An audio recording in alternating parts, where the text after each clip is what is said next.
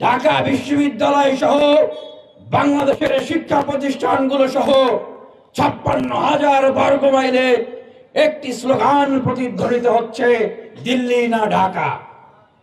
সেই স্লোগান দেওয়ার কারণেই এই ডাকসুর ভবনে আমাদের উপরে হামলা করা হয়েছিল।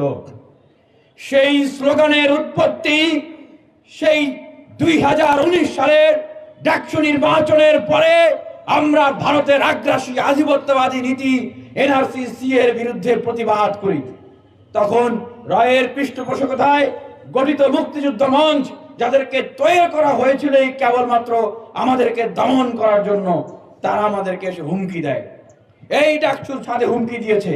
সেই বিষয়ে আমি আশা করি আজকে ডাকসুর সাবেক ভিপি নুরুল হক নূর তিনি স্পষ্ট ভাষায় সারা বাংলাদেশের মানুষকে জানিয়ে দিবে কেন ডাকসুতে হামলা হয়েছিল।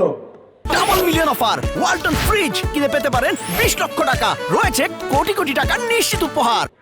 ভারতের আধিপত্যবাদের বিরুদ্ধে নিজেদের জীবনকে বিপন্ন করে যে লড়াই সংগ্রামের ধ্বনি সূচনা করা হয়েছিল, তারই কারণে আমাদের উপর হামলা করা হয়েছিল।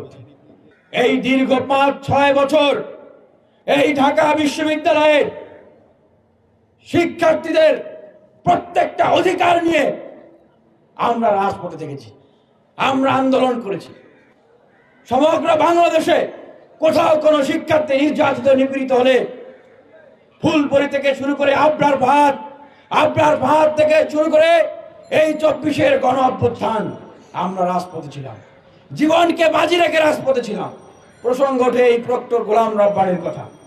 আমরা যখন তার কাছে দেখা হতো যেতাম, বলতাম যে স্যার আমরা একটা প্রোগ্রাম করব, কর্মসূচি করব। তিনি বলতেন তোমাদেরকে তো অনুমতি দিতে পারবো না। স্যার আমরা তো বিশ্ববিদ্যালয়ের শিক্ষক, আমাদের দাবির ন্যায্যতা যৌক্তিকতা রয়েছে, আমরা প্রোগ্রাম করতে চাই। তখন তিনি বলতেন যে ছাত্রলীগ যদি ঝামেলা করে তাহলে সেটা কিন্তু তোমাদের বিষয়, মানে একটা থ্রেট দিয়ে দিতেন।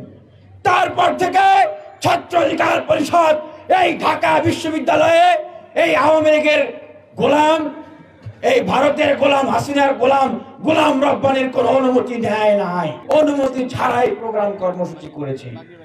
আমরা কতগুলো দাবি জানাচ্ছি।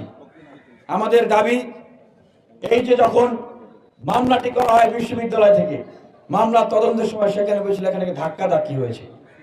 সেম ধাক্কাধাক্কি হলে কি এইভাবে মানুষ আইসিইউতে থাকে? এইভাবে করে মাথা ফেটে যায়? আমরা তীব্র নিন্দা জানাই। আমরা দাবি জানাচ্ছি ঢাকা বিশ্ববিদ্যালয় এই ঘৃণ্য প্রক্টর গোলাম রব্বানীকে বহিষ্কার করতে হবে, দৃষ্টান্তে স্থাপন করতে হবে যেন আর কোন শিক্ষক এই ধরনের কাজে যুক্ত না হয়।